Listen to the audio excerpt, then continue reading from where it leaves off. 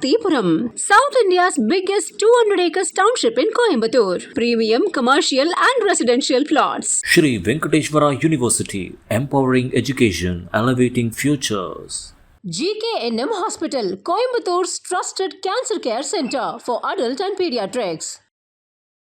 கன்னியாகுமரியுடைய காங்கிரஸ் பாராளுமன்ற உறுப்பினரான திரு விஜய் வசந்த் அவர்கள் அவருடைய எக்ஸ்பிரஸ் பக்கத்துல ஒரு பதிவு ஒன்று போட்டிருக்காரு. தங்களுடைய எதிர்காலத்துக்காக அயராது போராடிய நமது மாணவர்களுக்கு இது கிடைத்த வெற்றி. இது பாஜக அரசுக்கு ஒரு பாடமாக அமையும். ஜனநாயகம் வாழ்க. தலைவர் ராகுல் காந்திக்கு நன்றி.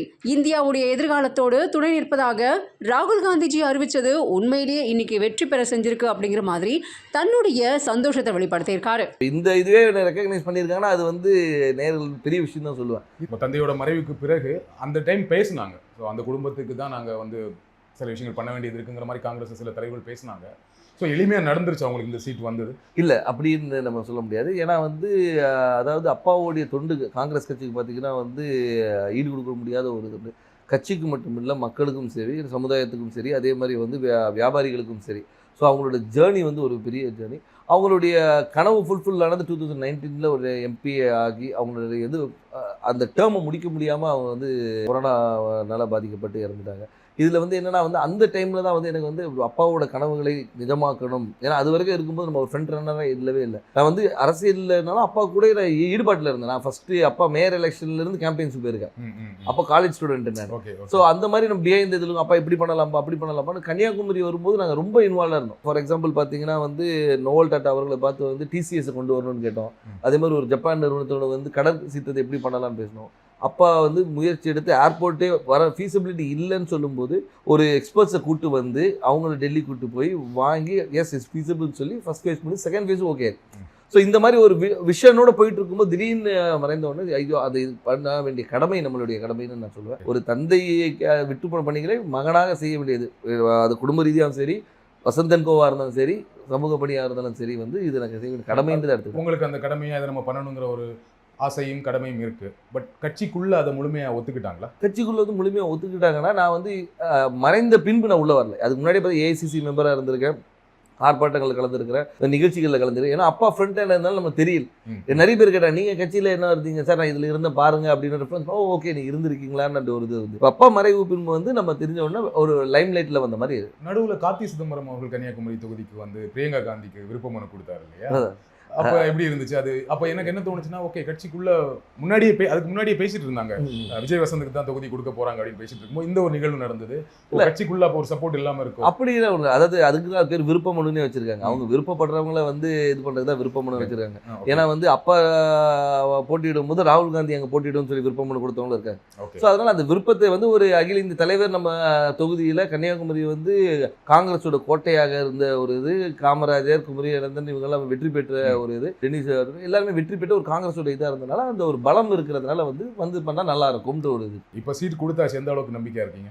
ரொம்ப நம்பிக்கையா இருக்கு. மக்கள் என்ன ரெஸ்பான்ஸ் சொல்றாங்க? மக்கள் ரெஸ்பான்ஸ் ரொம்ப நல்லா இருக்கு, ரொம்ப நல்லா இருக்கு. அதே மாதிரி என்னன்னா வந்து ஆதரவும், அதாவது வந்து முதற்கண் வந்து கட்சியோடைய ஸ்ட்ரென்த்தும் இந்த எங்களுடைய கூட்டணியோடைய பலமும், அதுபோல் அப்பா விட்டு சென்ற பணிகளும், அதுபோல் ராகுல் காந்தி அவர்களுடைய வருகை, அது வந்து அந்த கரெக்டாக அந்த மார்ச் 1 வந்தது வந்து ஒரு பெரிய எழுச்சியை கொடுத்தது.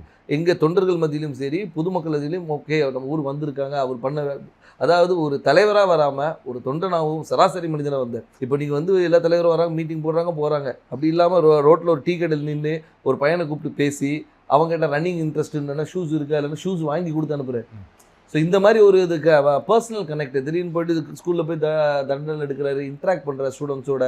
அதே மாதிரி பார்த்தா இதுக்கு முந்தின இதில் பார்த்தா நெசவாளிகளும் சரி, விவசாயிகள் இன்ட்ராக்ஷன், மீனவர், அந்த மாதிரி எல்லாரோட கனெக்ட் பண்ணும்போது வந்து நம்மளோட ஒருத்தர் அவர் அப்படின்ற ஒரு அஃபினிட்டி வருது. அது போக மட்டும் இல்லாமல் இப்போ ஆளுகின்ற பிஜேபி அரசு மீது உள்ள எதிர்ப்பும் அதிருப்தியும் கூட ஒரு பெரிய பலமாக இருக்கும். கன்னியாகுமரியில் பிஜேபிக்கு கொஞ்சம் ஸ்ட்ராங் இல்லையா? பொன்னார் அவர்கள் ரொம்ப ஸ்ட்ராங்கான கேண்டிடேட் தான் இல்லையா? அதை மறக்க முடியாது. கண்டிப்பாக அதை நம்ம மறுக்க முடியாது. நம்ம வந்து அதாவது பிஜேபி தரப்பில் திரு பொன் ராதாகிருஷ்ணன் அவர்கள் வந்து ஒரு 2 முறை எம்பியாக இருந்தவர் தான், ஒரு பெரிய வேட்பாளர். ஆனாலும் எங்களுடைய கூட்டணி, அதாவது எங்கள் திமுக சார்ந்த கூட்டணி வந்து மிக பலமான கூட்டணி சொல்லலாம். அது வந்து திமுக மட்டும் இல்லாமல் எங்களை சார்ந்து இருந்த மதிமுக, அதுக்கு ஒரு விடுதலை சிறுத்தைகள், அதுக்கு ஒரு முஸ்லீம் லீக், அதுக்கப்புறம் மனிதநேய மக்கள் கட்சி, இது எல்லாமே பார்த்திங்கன்னா வந்து எங்களுடைய ஒவ்வொரு பேஸையும் கவர் பண்ணுது.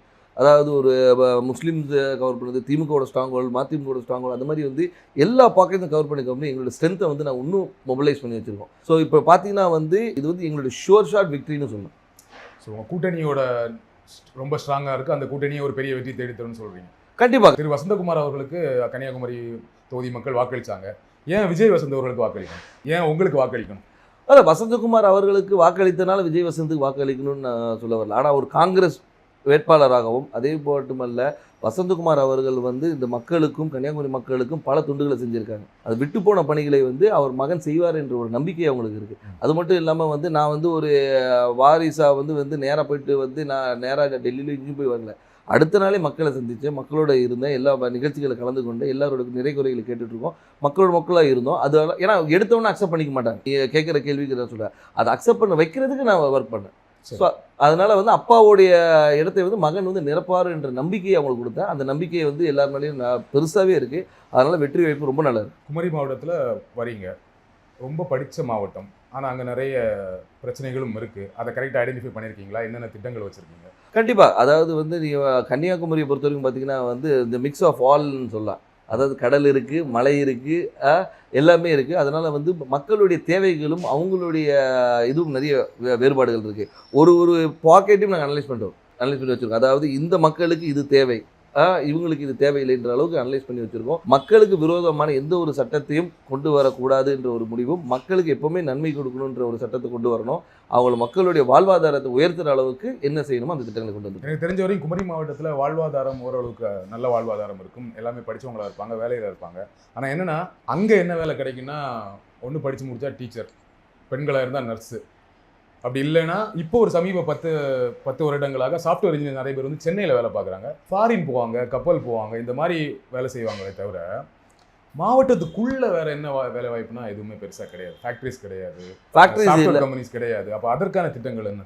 அதற்கான திட்டங்கள் நிறைய கொண்டு வர திட்டங்கள் நிறைய இருக்குது. ஏன்னு சொல்லிங்கன்னா வந்து நீங்கள் சொல்கிற ரிக்குவயர்மெண்ட்ஸ் மட்டும் பார்த்தீங்கன்னா வக்கீல்களும் நிறைய இருக்குது, டாக்டர்ஸ் நிறைய இருக்கிறாங்க. நீங்கள் சொன்ன அது நர்ஸ் டாக்டர்ஸ். அது மட்டும் இல்லாமல் வந்து லிட்ரஸி ரேட் அதிகம் இருக்கிறதுனால வந்து இவங்க பல இடங்களில் ஸ்ப்ரெட் பண்ணியிருக்கிறாங்க. ஸோ அது மாதிரி தொழிற்சாலைகளை கொண்டு வரது வந்து ஒரு சில பாக்கெட்டில் கொண்டு வரலாம். நீங்கள் பார்த்தீங்கன்னா நீங்கள் தொழிற்சாலைகள் வந்து ஒரு இடத்துல அதே மாதிரி கடற்புற கதை வந்து டெவலப் பண்ணுறது என்னென்ன கொண்டு வரணும். ஸோ தொழிற்சாலை கொண்டு வருது. அதனால வந்து ஒவ்வொரு ஊர் இப்போ பார்த்தீங்கன்னா ரப்பர் ஃபேக்ட்ரி இருக்காங்க, ரப்பர் ஃபேக்ட்ரியை வந்து நம்ம டெவலப் பண்ணலாம்.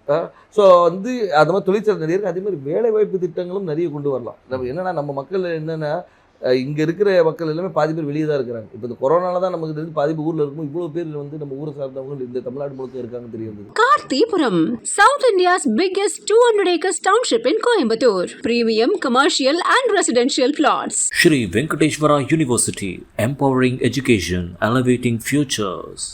GKNM Hospital, Coimbatore's trusted cancer care center for adult and pediatrics.